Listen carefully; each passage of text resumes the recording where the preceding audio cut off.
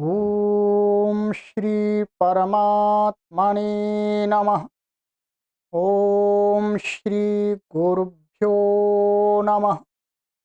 ओम श्री ऋषिभ्यो नमः।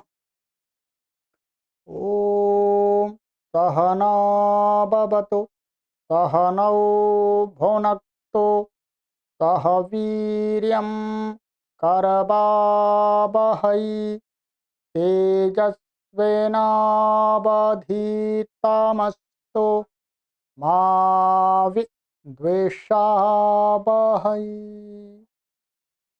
ओम शांति शांति शांति।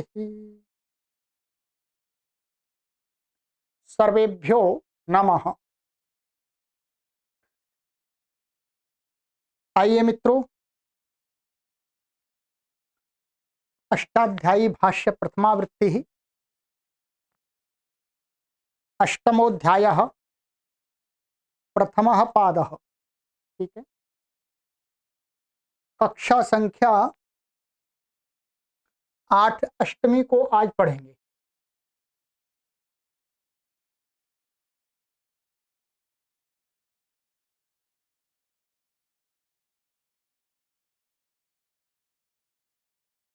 ठीक है, प्लेलिस्ट में कॉलम बना दिए गए हैं, वहां पर आप क्रम से सभी कक्षाओं को जब चाहें तब पढ़ सकते हैं। अधिक जानकारी के लिए व्हाट्सएप नंबरों पर संपर्क कर लीजिएगा।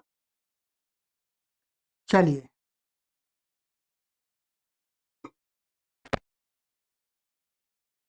गत कक्षा में मैंने आपको यहां तक पढ़ाया था लोपे विभाषा। ठीक है, आइएगा अब चलते हैं आगे। है हमारा सूत्र है एहि मन्ये प्रहासे लृट्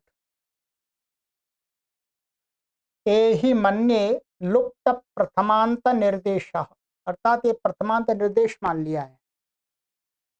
और प्रहासे सप्तमी व्यक्ति ही एक वचनांतम, लृट् प्रथमा व्यक्ति ही एक वचनांतम। समासः एहिश्च मन्ये च एहि मन्ये इतरेतर योग द्वंद्व। अनुवृत्ति है इसमें तिंग न अनुदात्तम सर्वम अपादादौ पदात् पदस्य, इन पदों की अनुवृत्ति। तो आइएगा, अर्थ है ये ही मन्ये इत्यनेन युक्तम लृडंतम तिगंत तिङन्तं प्रहासे गम्यमाने नानुदात्तम भवति। ये कह रहे हैं कि ए ही और मन्ये ये वास्तव में क्या है? ए ही इन धातु का लोट लकार का एक वचन का रूप है। ठीक है,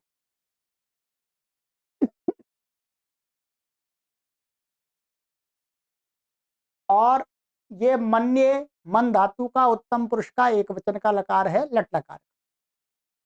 तो ये कहते हैं इन दोनों पदों से, मन दोनों ये एक साथ होने चाहिए, दोनों एक साथ माने क्रम से, पहले ए ही फिर मन्ये।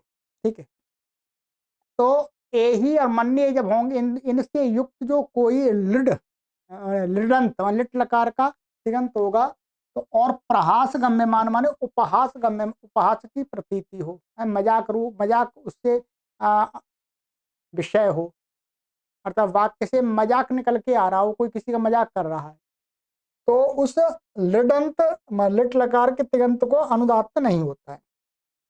ठीक है, प्रकृष्टो हासः प्रहासः, प्रकृष्ट हास माने मजाक कह सकते हो, उपहास।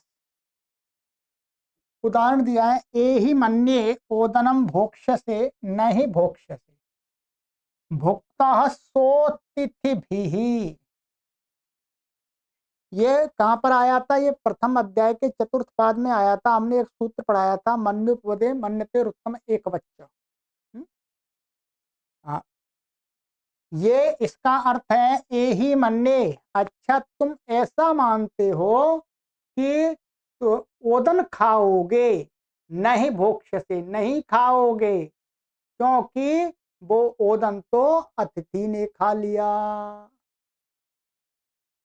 अतिथि ने खा लिया, अर्थात कोई किसी व्यक्ति को चिढ़ा रहा है, कोई उपहास कर रहा है, उसका मजाक बना रहा है। तो यहां पर क्या हुआ, ये ही मन्य, ये दो पद हैं, इनसे युक्त ये वाला भोक्ष्यसी है, लिट लकार का, ये भी लिट लकार का है। तो इनको क्या है, तिंग तिंगा से सर्वानुदात्त प्राप्त था, तो उसको मना कर दिया जी, क्या नहीं होगा। तो क्या होगा, प्रकृति से अपना उसका स्वर होगा। अपना स्वर क्या है, इसका विकर्ण प्रत्यय से स्या है, ठीक है। तो स्या से क्या है, ये वास्तव में पूरा का पूरा मध्य उदात्त शब्द है। ये क्या है, मध्य उदात्त।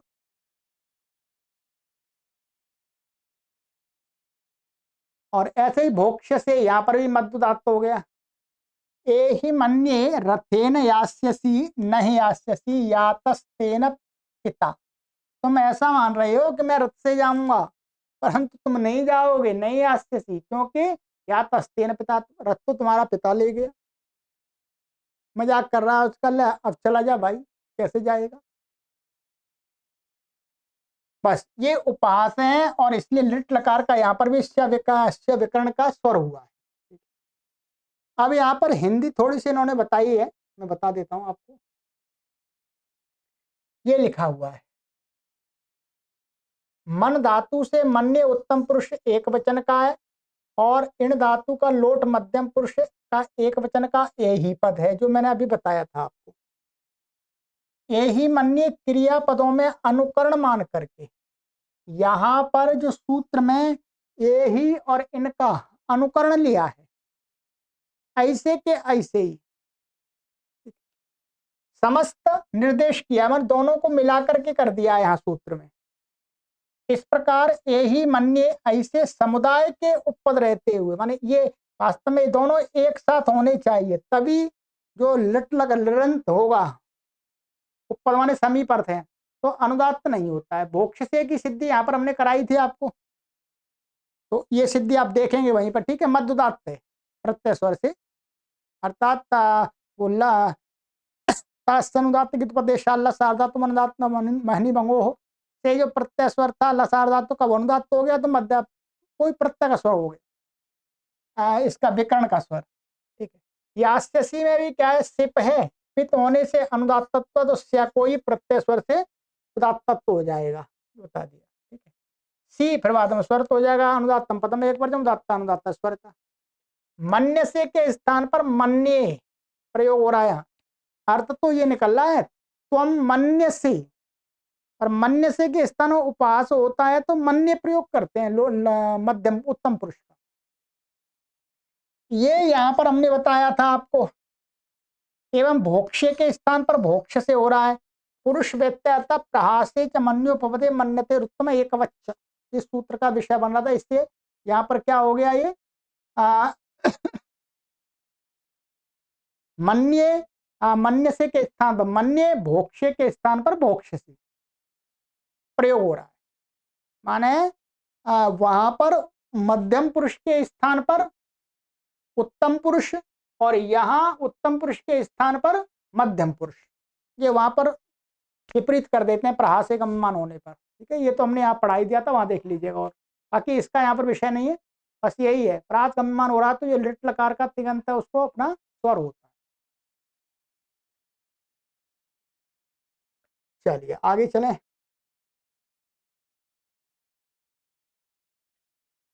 जात्वपूर्वं जातु अव्यपदम अपूर्वं प्रथमा व्यक्तिवचनान्तं समास अविद्यमानं पूर्वं यस्मात् तद अपूर्वं बहुब्रीहि। अविद्यमानं पूर्व अर्थात जिससे कोई पूर्व में नहीं है, वो क्या हो गया, अपूर्व हो गया, बहुब्रीहि। अनुवृत्तीय तिंग न अनुदात्तम सर्वम अपादादौ पदात् पदस्य, अर्थ अविद्यमान पूर्वेण जातु इत्यनेन युक्तम तिङन्तं नानुदात्तम भवति। कहते हैं जातु शब्द, ठीक है, और जातु शब्द कैसा होना चाहिए, अविद्यमान पूर्वेण, उसके पूर्व में कोई शब्द नहीं होना चाहिए वाक्य में। तो ऐसे जातु शब्द से युक्त जातु अव्यय है, तो तिङंत अनुदात्त नहीं होता, उसका प्रकृति स्वर हो जाता है। तो जातु भोक्ष्य से कोई पद नहीं है यहाँ पर। जातु करिष्यामि, तो यहाँ पर ये मध्य उदात्त हो गया। सिद्धियां उसी के समान है, ठीक है, मध्य विकर्ण प्रत्यय का स्वर हो रहा है बस। ठीक है, सिद्धियों में पूरा प्रत्यय स्वर से स्य उदात्त है दोनों जगह।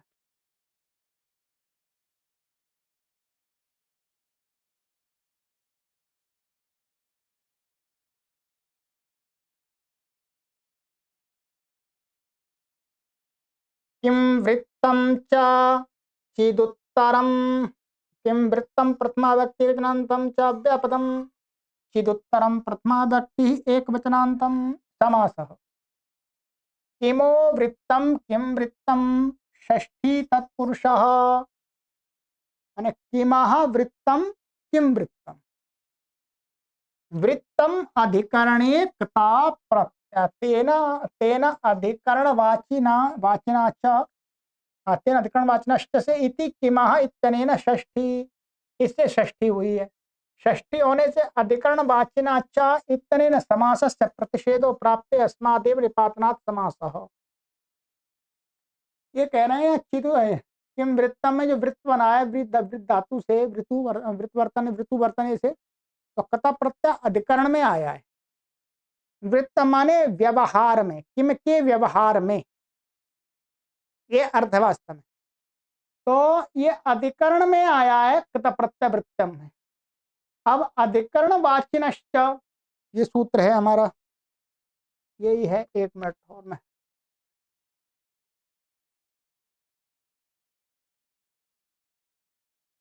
ये है अधिकरण वाचिनश्च। इससे क्या होगा, अधिकरण वाची जो है उसमें कथा प्रत्यय में षष्ठी हो गई है के योग में, माने क्या इसके योग में किमाह में षष्ठी हो गई यहाँ पर। ठीक है, अब षष्ठी हो गई तो षष्ठी होने से क्या होना चाहिए, अधिकरण वाचनाच। ये समास का प्रत्यय है, अर्थात अधिकरणवाची शब्द जो शब्द होता है कत प्रत्यांत, उसके साथ में षष्ठ्यंत का समास नहीं होता है, इसने निषेध कर दिया। तो ये तो क्या अधिकरणवाची कत प्रत्यांत शब्द है, इसके साथ षष्ठ्यंत का समास नहीं होना चाहिए, यहाँ पर समास किया हुआ है। तो कहते हैं क्या करें, प्रतिषेध प्राप्त अस्माद एव निपातना, इसी सूत्र के पठन निपातन से, महर्षि पाणिनि के इसमें पढ़ा है उन्होंने समास करके, तो वही इसी से समास हुआ है, ऐसा मानना चाहिए। चित्त उत्तरम यस्मात् तत् चिद उत्तरम बहुब्रीहि, माने चित्त है उत्तर में, माने बाद में, जिसके वो चिद उत्तरम हो गया। तो किम का ही विशेषण बनाया है। अनुवृत्ति आ रही है, अपूर्वम तिंग न अनुदात्तम सर्वम अपादादौ पदात् पदस्य। ठीक है,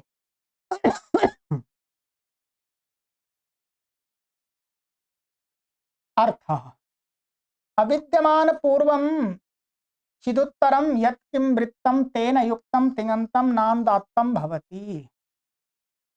कहते हैं ऐसा अविद्यमान पूर्वम माने किम वृत्त है, माने किम वृत्त का माने किम शब्द के रूप, किम शब्द जहां जहां प्रयोग होता है जिस जिस रूप में वो सारा आ जाएगा। ऐसा किम शब्द जिसके आगे कोई शब्द ना हो और उसके किम के बाद में चित हो, तो उससे युक्त जो तिङंत होगा उसको अनुदात्त नहीं होता, वो सर्वानुदात्त नहीं होता, अनुदात्त ही हो जाता है। और आप पादा दो अपने आप लगा लेंगे। किम वृत्त ग्रहणेन विभक्त्यंतम डतर डतम प्रत्ययांतम च किमो रूपम गृह्यते। किम वृत्तम का अर्थ है यहाँ पर कि किम के जितने भी विभक्त्यंत जो रूप हैं, मुख्य रूप से सर्वनाम है तो उसके 21 रूप बनते हैं, 21 पुल्लिंग में, 21 नपुंसकलिंग में, 21 स्त्रीलिंग में। ठीक है, इतने। और डतर और डतम प्रत्यय करके बनाते हैं, कतम और कतर, फिर वो भी सभी आ जाएंगे, उसके भी सभी रूप आ जाएंगे। ठीक, तो इन सभी को किम वृत्त के रूप में यहाँ पर ग्रहण किया।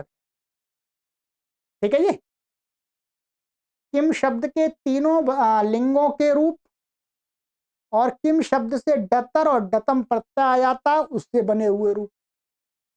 उनसे युक्त तिङंत सर्वानुदात्त नहीं होता है। अब देखिए उदाहरण, कश्चिद भुंक्ते, कश्चिद भोजयति, कश्चिद अधीते, एनचित करोति, कस्मैचित ददाति, डतर का कतरश्चित करोति, कतर कतमश्चित भुंक्ते। अब देखेंगे कश्चिद भुंक्ते। अब ये देखिए किम का ही रूप है, पुल्लिंग का कश और चित आ गया, पूर्व में कुछ नहीं है, तो इसलिए अब ये सर्वानुदात वो सर्वानुदात नहीं हुआ, इसका अपना स्वर हो गया, माने प्रत्यय स्वर से अंतदात, लस सार धातु स्वर से अंतदात हो गया, पहले सिद्धि आ गई है। ऐसे ही भोजयति, भोजयति में क्या हो जाए, अण्यंत धातु है, तो ये ज का आ उदात्त हो जाएगा। अधीते की सिद्धि आएगी, अंतुदात्त है, अनुदात्तम पदम एक बार जब। करोति मध्य उदात्त है ही, पहले से आ गया।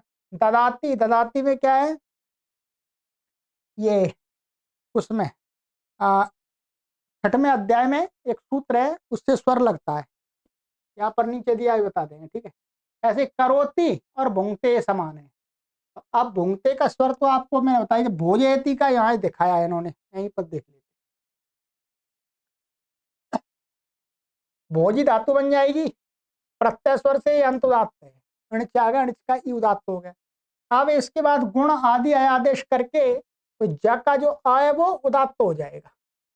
क्या हो जाएगा, ज का आ उदात्त हो जाएगा, आदेश हो, जैसे हमने पीछे भी कहता है स्तनयतनी, स्तनयति।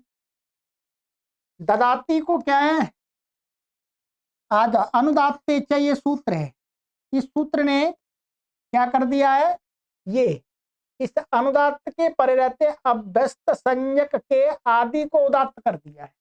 वहां देख लीजिएगा, ये कहता है लसबो अनुदात्त के परे रहते, सार्वधातुक अनुदात्त के परे रहते जो पूर्व में अभ्यस्त है उसके आदि को उदात्त होता है, ठीक है।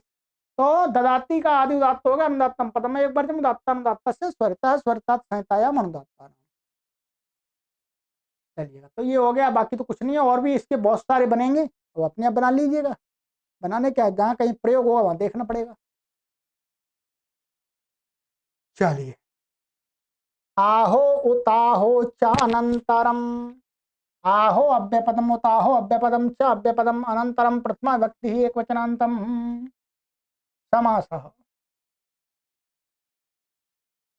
अविद्यमानम अंतरम व्यवधानम यस्य तद अनंतरम बहुब्रीहि।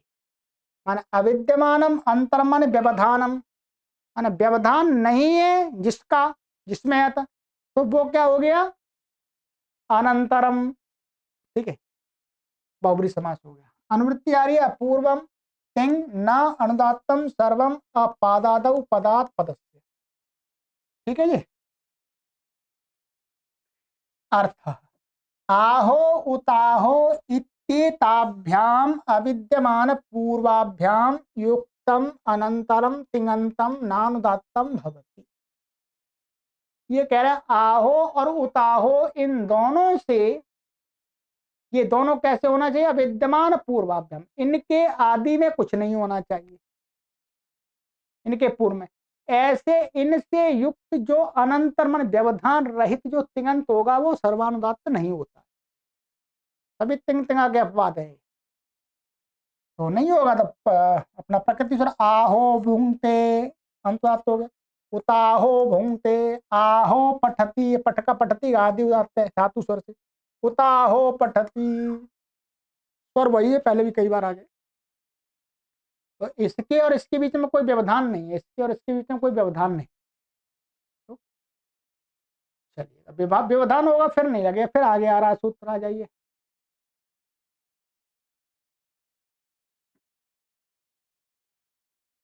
शेषे विभाषा, शेषे सप्तमी व्यक्ति वचनांतम, विभाषा प्रथमा व्यक्ति वचनांत। अनुवृत्ति आहो उताहो अपूर्वम तिंग न अनुदात्तम सर्वम अपादादौ पदात् पदस्य, ठीक है। चलिएगा, अर्थ, आहो उताहो इत्येताभ्याम अपूर्वाभ्याम युक्तम तिङंतम शेषे विभाषा नानुदात्तम भवति। ये कह, इनसे युक्त अपूर्व के कोई कुछ ना हो तो ऐसे इनसे युक्त कोई तिङंत होगा तो उसको शेष में, शेष में अर्थात शेष का अर्थ यहाँ पर है, पूर्व में तो अव्यवधान रहित कहा था, तो व्यवधान में, इनके और तिगंत के बीच में व्यवधान होने पर तो ये विकल्प से सर्वानुदात्त का निषेध होता है, पक्ष में सर्वानुदात्त भी हो जाएगा तिंग तिंगा से। अनंतरापेक्षम शेषत्वम, अनंतरापेक्षम मैंने ऊपर अनंतर कहा था, उसकी अपेक्षा से तो माने व्यवधान होने पर तो विकल्प से। उदाहरण आहो देवदत्तः पचति, और आहो देवदत्तः पचति, ये क्या है यहाँ पर विकल्प से माने अनुदात का निषेध हो गया, तो प्रकृति स्वर हो गया आदिदात, और जब नहीं हुआ तिंग तिंगा से सर्वानुदात हो गया। उताहो देवदत्ता पठति, उताहो देवदत्तः पठति, ठीक है, अभी स्वर दिखाया जा रहा है, उच्चारण नहीं किया जा रहा। तो यहाँ पर ये देवदत्त पद का यहाँ व्यवधान आ रहा है, आहो और उताहो इन आदि में, तो इनमें विकल्प से होगा, ठीक है, बस यही यहाँ पर लिखा हुआ, बाकी तो सरल ही है।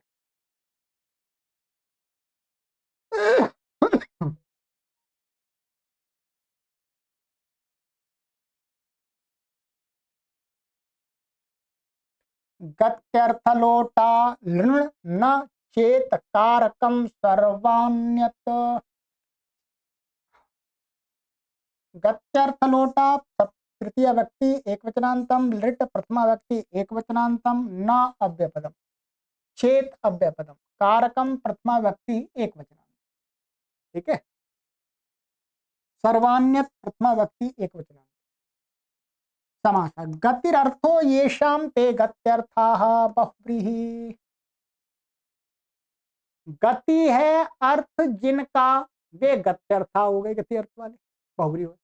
गत्यर्थानाम लोट गत्यर्थ लोट, फिर गत्यर्थों का लोट माने गत्यर्थ धातुओं से संबंधित जो लोट लकार, ये कहना चाह रहे, गत्यर्थ धातुओं से जब लोट लकार लाएंगे वो है गत्यर्थ लोट। तेन गत्यर्थ लोटा, षष्ठी तत्पुरुष षष्ठी हो गया, पहले बहुव्रीहि होगा फिर षष्ठी हो गया। अब सर्वान्यत में देखिएगा, सर्वं च तद अन्यच्च सर्वान्यत कर्मधारयः, वही सर्व है वही अन्यत है, ठीक है, वो सर्वान्यत। अब इसका भी अर्थ घटा के बता देंगे आपको, ठीक है, अभी तो समाज देख लीजिएगा। अनुवृत्ति है इसमें तिंग न अनुदात्तम सर्वम अपादादौ पदात् पदस्य, ठीक है जी।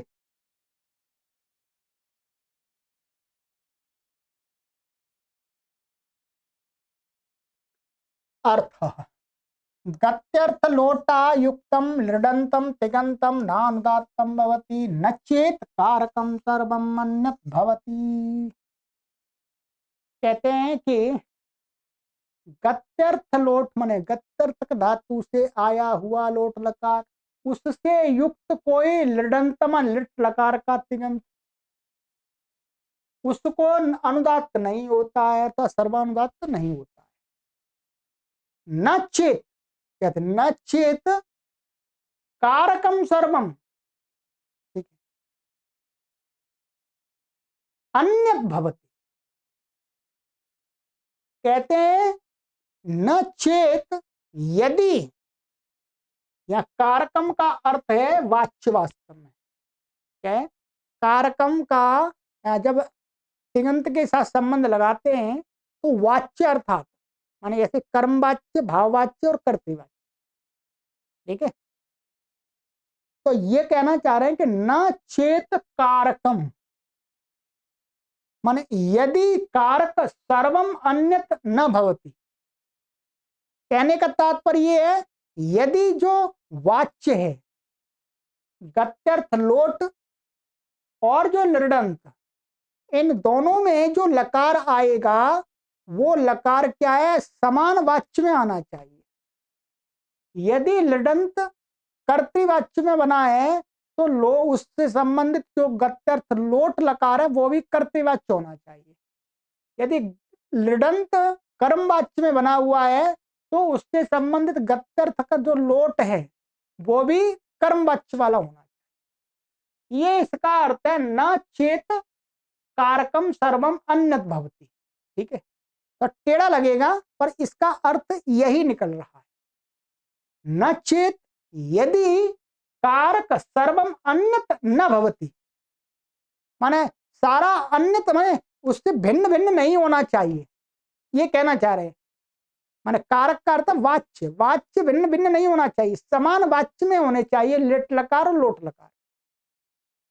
यस्मिन कारके अर्थात कर्तरी कर्मणि वा, दो लिया है, लोट तस्मिन्नेव कारके यदि लिडपि स्यात् इत्यर्थः। इसको खोल रहे हैं, जिस कारक में अर्थात कर्ता अथवा कर्तृवाच्य कर्मवाच्य में, तो कर्ता कारक कर्ता में कर्म में जो लोट, तस्मिन्नेव उसी ही एवं ही कारक में यदि यदि लिटपि स्यात् लिट लकार हो तब ये सूत्र लगेगा। बस अब तो स्पष्ट हो गया, अभी उदाहरण में और स्पष्ट हो जाएगा।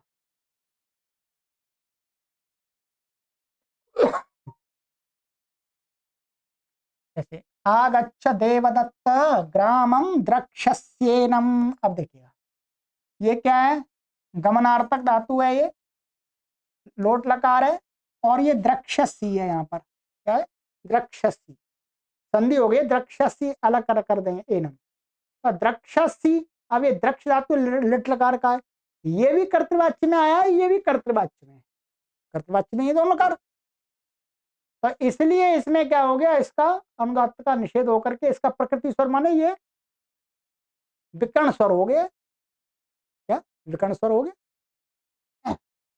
ऐसे आगच्छ देवदत्त, अच्छा अनुदात्तम पदम एक बार जब उदात्त अनुदात्त स्वर तो हो जाएगा, स्वर सहित अनुदात्त में संधि हो गई, द्रक्षसी ए नम है तो संधि हो जाएगी बाद में। आगच्छ देवदत्त ग्रामम ओदनम भोक्ष्यसे, ये संबोधन का ध्यान रखेंगे, आओ देवदत्त गांव को आओ ओदन खाएंगे, तो ये भोक्ष्यसे वो है, तो ये भी समान वाच्य है, कर्तृवाच्य। कर्मा में कर्मणि में दिखा रहे, कर्म में उह्यंताम देवदत्तेन शालयास्तेनैव भोक्ष्यन्ते। अब देखिए ये भोक्ष्यन्ते और ये उह्यंताम, ये लोट लकार का है, ये भी गत्तर, उह्यंत माने लाए जाने वाले।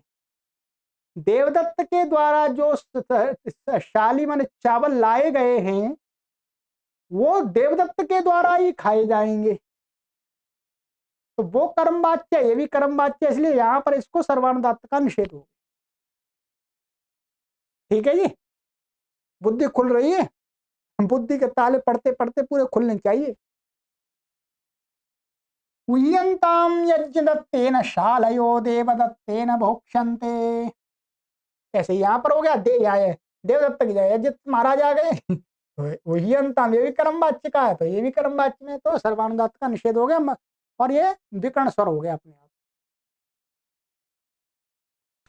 ठीक है, इसको अच्छी प्रकार समझ लीजिएगा, कोई इसमें कुछ नहीं है, बस ये आपको समझ में आ गया, यही कहना चाह रहे हैं, लोट लकार और लिट लकार के दोनों के जो तिगंत रूप हैं वो समान वाच्य वाले होने चाहिए, तो कर्म वाच्य का है, कर्तृवाच्य का, वास्तव में उसी का संबंध बनेगा। तो गत्यर्थक धातुओं से भाव में तो आ नहीं सकता लकार, भाव में तो आएगा नहीं ना, तो कर्तृवाच्य और कर्मवाच्य में ये देखना है बस। ठीक है, वही सारी इन्होंने हिंदी लिख दी है, वो मैंने आपको समझा दी है, सिद्धि करने की आवश्यकता नहीं है, सिद्धि हमने पहले ही करा दी द्रक्षसी की। ठीक है, ये सिद्धि की आवश्यकता नहीं है, ठीक है, वो स्वर लगाना था, स्वर लगा दिया।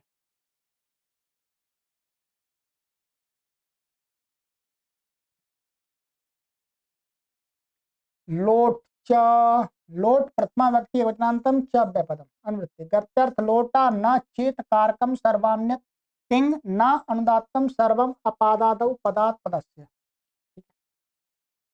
अर्थ गत्यर्थ लोटा युक्तम लोडंतम च तिङंतम नानुदात्तम भवति न चेत सर्वम कारकम सर्वान्यत भवति, उभयोर लोडंतयोर एकम कारकम यदि भवति इत्यर्थः। बस इसमें क्या कर दिया, गत्यर्थक लोट से युक्त दूसरा जो तिगंत है वो भी लोट लकार का ही होना चाहिए, पहले लिट था अब लोट कर दिया, लोट लोट, वो अनुदात्त नहीं होता है, और कहते हैं न चेत कारकम सर्वान्यत भवति, अर्थात वही है, दोनों का वाच्य एक ही होना चाहिए, दोनों लोट लकार कर्तृवाच्य में आने चाहिए या कर्मवाच्य में आने चाहिए, तभी होगा, तो वही बताते हैं। कि उभयोः लोडन्तयो एकम कारकम भवति, माने समान कारक होना चाहिए। आगच्छ देवदत्ता ग्रामं पश्य, ये भी ये कर्तृवाच्य है, ये भी कर्तृवाच्य है। तो यहाँ ये क्या हो गया, पश्य का स्वर हमने पहले लगा दिया है, तो ये आदि उदात्त है धातु स्वर से, ठीक है, लोट लकार का। आ व्रजा विष्णुमित्र ग्रामम शाधी, आओ विष्णुमित्र गांव को अनुशासन करो, माने गांव पर राज्य करो।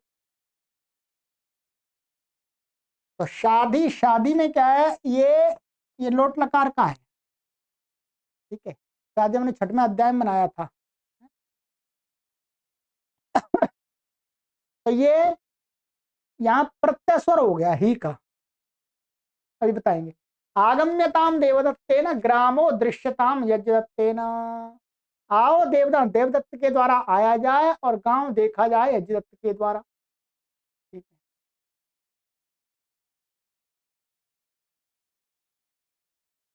यहाँ पर मेरे हिसाब से तो ऐसा होना चाहिए कि आगम्यताम देवदत्तेन ग्रामः, और देवदत्त के द्वारा गांव देखा जाना चाहिए, ऐसा ही होना चाहिए। बाकी ये भी हो सकता है, कोई नहीं, दिक्कत नहीं है। हमें लकार देखना है, ये लोट लकार क्रमवाच्य, ये भी लोट लकार क्रमवाच्य। वो गत्तर तक है ये, इसको यहाँ पर निषेध हो गया, तो ये दृश्यताम, इसमें क्या है, प्रत्यय स्वर हो गया विकर्ण का, ठीक है। विकर्ण का स्वर कैसे हो गया, वो उसके द्वारा तास्यनुदात्तिक उपदेशाल सारधातु अनुदात्त मैनी वंगु, उससे हो गया है। तब विकर्ण का स्वर अपना ने, एक मिनट अभी रुकिए।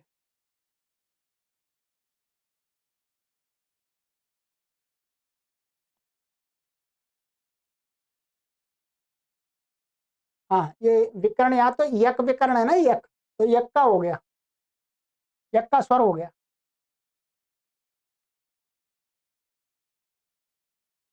तो चलिएगा, पहले तो इसका स्वर तो हमने बता ही दिया आपका, ये धातु स्वर से आदि धातु हो जाएगा।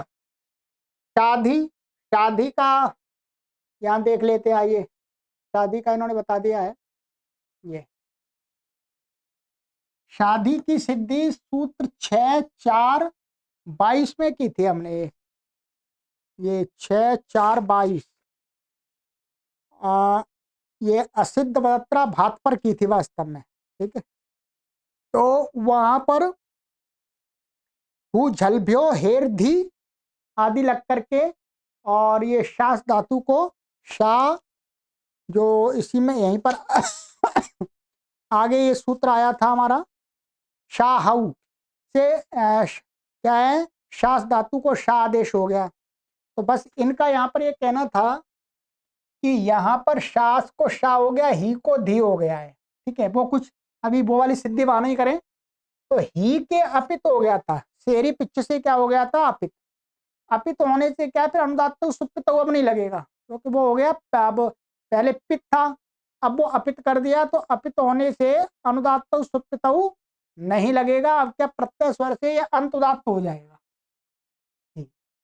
अंत उदात्त हो गया है। और आमिता आदि से इसको आदि लग करके दृश्य आदि का दृश्यताम बन गया है, यक हो गया, तो ये प्रत्यय स्वर, ठीक है। यहां पर वास्तव में क्या था, दृश्यताम में ये लगेगा, यहाँ देख ले, दृश्य यक ताम, और दृश्यताम, दृश्य यहाँ दृश्य, और ताम यहाँ ताम का आ प्रत्यय स्वर से उदात्त है। यक विकर्ण आया तो ताम के पश्चात हुआ, अतः सती शिष्ट सरोबलियान से बाद में यक को उदात्त पाया होना चाहिए, किंतु सती शिष्टोपि विकर्ण स्वरो लसार धातु स्वरम न बाधते। इस महाभाष्य वार्तिक ने क्या कर दिया कि बाद में आने पर भी जो विकर्ण स्वर है वो लसार धातु स्वर को बांधता नहीं है, अर्थात तो फिर क्या हुआ, इस भाष्य वचन से विकर्ण स्वर सार्वधातुक स्वर को नहीं बांधता था, ताम को स्वर उदात्त स्वर की प्राप्ति हुई। फिर उसका अपवाद ये वंगु, यहाँ पर इससे क्या अकारांत क्या है, या का जो अ है, इससे उत्तर इसको अनुदात्त हो गया, तो विकर्ण स्वर हो गया फिर अपने आप। तो अतः मध्योदात्त दृश्य हो गया अनुदात्तम पदम एक वर्जम उदात्त अनुदात्त स्वरता ये स्वर तो हो जाएगा, फिर ये उदात्त हो गया। ये स्वर तो पीछे भी आ गया कई बार, ये थोड़ा सा आपको लिख करके 1-2 बार करना पड़ेगा तभी आएगा, ठीक है। बाकी तो इतना तो जितना हम समझा सकते उतना समझा दिया। ये हो गया दृश्यताम, और तो इसमें नहीं है, बस यही था। तो बस ये है, मुख्य सूत्र का अर्थ आपको समझ में आ गया। बाकी इसके अनेक उदाहरण बन सकते हैं।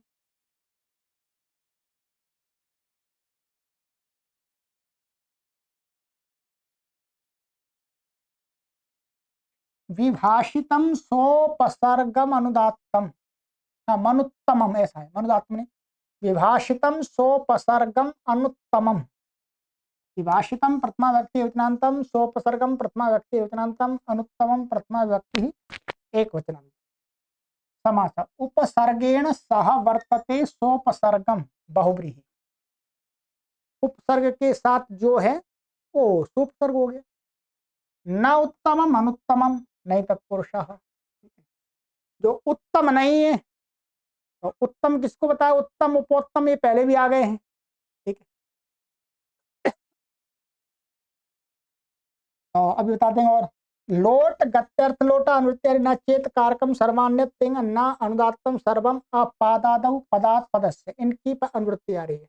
अर्थ गत्यर्थ लोटा युक्तम सोपसर्गम उत्तम पुरुष, अच्छा उत्तम पुरुष वर्जितम लोडंतम विभाषा अनुदात्तम नानुदात्तम भवति न चेत कारकम सर्वान्य भवति। मैं क्षमा कीजिएगा, यहाँ मेरा डाउट हो गया। वो उत्तम ना उत्तम पुरुष है, एक तो उत्तम वो भी था, वो नहीं है, उत्तम पुरुष लिया है यहाँ पे फर्स्ट पर्सन। तो कहते हैं गत्यर्थ लोट से युक्त सोपसर्ग जो हो, और वो उत्तम पुरुष, उत्तम पुरुष का वो लोट, सोपसर्ग लोट लकार, लोटम जो तिङंत हो वो कैसा हो, उपसर्ग वाला हो, और कहते हैं उत्तम पुरुष का रूप नहीं होना चाहिए, प्रथम पुरुष और मध्यम पुरुष का होना चाहिए, जो कहा अनुत्तम कह दिया। तो लोडंतम विभाषा नानुदात्तम भवति न चेत कारकम सर्वम अन्यत भवति, वही बात है, माने वाच्य दोनों समान होना चाहिए, लोट दोनों लोट लकारों का, ठीक है। प्राप्त विभाषेयम, ये प्राप्त विभाषा है।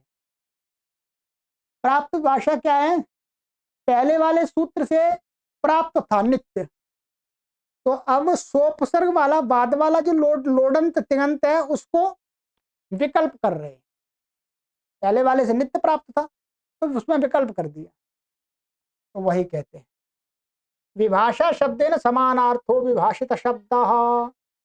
यहां पर कहते हैं विभाषितम कहा है, विभाषित शब्द तो कहते हैं ये विभाषा का, विभाषा शब्द के समानार्थ वाला ही शब्द है, विभाषितम माने विकल्प। उदाहरण आगच्छ देवदत्ता ग्रामम प्रविश। अब देखिएगा ये क्या है, उपसर्ग पूर्वक वाला लोट है, वो भी लोट है, समान वाच्य है, तो ये अंतुदात्त हो गए, विकर्ण स्वर से अंतुदात्त है। ये क्या है, विष धातु है, और ये तुदादिगण की तुदादिव्य श, तो श का विकर्ण स्वर हो जाएगा, और जो ही आदि आएगा उसका लुक हो जाएगा, तो ऐसे तो अंतुदात्त ही। आगच्छ देवदत्त ग्रामम प्रविश, तो पक्ष में क्या हो गया, इसको ये सर्वानुदात्त हो गया वास्तव में। इसको प्र उपसर्ग है, प्र उपसर्ग को मान करके तिंग तिंगा से क्या होगा, सर्वानुदात्त, और फिर उदात्तानुदात्त से स्वरित हो गया इसको, और स्वरता संहिता अनुदात्ता नाम से एक श्रुति हो गई, ऐसा है, ठीक है, ध्यान रखेंगे। प्र को मान करके तिंग तिंगा से सर्वानुदात्त हो जाता है, फिर अनुदात्त को स्वरित हो जाता है। आगच्छ देवदत्त ग्रामम प्रसाधी, तो ये भी बिल्कुल वही अंतुदात्त हो रहा है यहाँ पर, तो ये तो इसका प्रकृति स्वर हो गया, और जब सर्वानिस्तर्वनिघात हो जाए तो आगच्छ देवदत्त ग्रामम प्रसाधी, तो यहाँ पर क्या प्र को मान करके सर्वानुदात्त हो जाएगा, फिर उदात्त अनुदात्त स्वरित हो जाएगा, स्वरता संहिता अनुदात्त, कोई परेशानी नहीं है, ठीक है। प्रविश, प्रविश में क्या है, प्रविश में यहाँ नीचे दिखा दिया, नहीं तो मैं दिखा देता हूँ आपको, ये दिखाई दिया, ये है प्रपूर्व विष्टातु तुदादिगण धातु से लोट लकार में ही हो जाने पर विकर्ण स्वर और प्र को निघात हो गया है, ठीक है, सर्वानुदात्त हो गया प्र, तो क्योंकि तिंगी चुदात्वती नित्यम, उदात्तमान तिंग के परे रहते तो प्र को निघात हो जाता है, उपसर्ग को, वो आगे। तो ये प्रविश, तो ये हो गया, ध्यान रखेंगे। ये क्या कर दिया इसने, इसका प्रकृत, ये प्र है, ये इसको जो अनुदात हो रहा है यहां पर, ये किससे हो रहा है, तिंगी चोदात्पत्ति नित्यम। ये जो आपको बताया था आगे 71वां सूत्र आएगा इसी में, आगे पढ़ेंगे थोड़े एक दो कक्षा बाद। ये 71वां तिंगी चोदात्पत्ति नित्यम। तो यहां पर जिस पक्ष में प्रकृति स्वर लगाएंगे उस पक्ष में तो ये हो जाएगा ये, और अनुदात्तम पद में एक बार ये भी अनुदात्त हो जाएगा, क्योंकि ये प्र अलग पद है वास्तव में, बेशक यहाँ दिख रहा है आपको पद अलग है। ये प्रविश, विषय तिंगंत तिंग है, प्र उपसर्ग है, तो ये दिखा दिया। प्रविश पद पक्ष में तिगंत को यथा प्राप्त निघात होगा और प्र उपसर्ग फिट सूत्र से ये हो जाएगा, उपसर्ग निघात हो जाएगा, और इसको उपसर्गश्चाभिवर्जम, उपसर्गश्चाभिवर्जम से क्या हो जाएगा, उपसर्ग आदि उदात्त होते हैं तो प्र को उदात्त हो गया है, प्र को उदात्त होने से फिर सर्वा उदात्त अनुदात स्वरित हो गया है। ठीक है, ये फिट सूत्र हमने लगाया था सीमा। फिट सूत्र आगे पढ़ने वाले हैं, अभी कुछ दिन में पढ़ चालू करूंगा, उसको जरूर पढ़िएगा।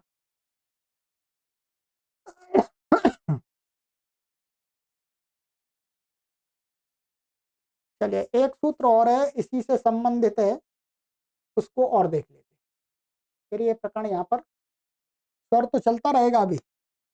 हंत हंत अव्यपदम च अव्यपदम अनुवृत्ति विभाषितम सोपसर्गम अनुत्तमम लोट तिंग न अनुदात्तम सर्वम अपादादौ पदात् पदस्य। अर्थ हंत इत्यनेन च युक्तम सोपसर्गम उत्तम वर्जितम लोडंतम तिङंतम विभाषितम नानुदात्तम भवति। कहते हैं हंत इससे युक्त जो सोपसर्ग वाला उत्तम पुरुष को छोड़ करके जो लोट लकार है, यहाँ पूर्व में लोट नहीं चाहिए बस, अब तो यहाँ पर हंत ले लिया, तो तिङंत होता है वो विकल्प करके अनुदात्त नहीं होता है, अर्थ विकल्प करके सर्वानुदात्त हो जाता है, पक्ष में प्रकृति स्वर रहता है।